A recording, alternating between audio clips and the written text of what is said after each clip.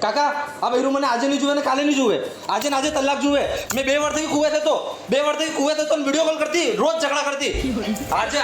તું બે ગાંડા જેવી વાતે કરે આજકાલ સુરત મેં આવ્યો એટલે શું આજકાલ સુરત તલાકે કરે તું ગાંડા જેવી વાતે કરે તલાક જુએ મને. આપણે સમાજમાં તલાકે થઈ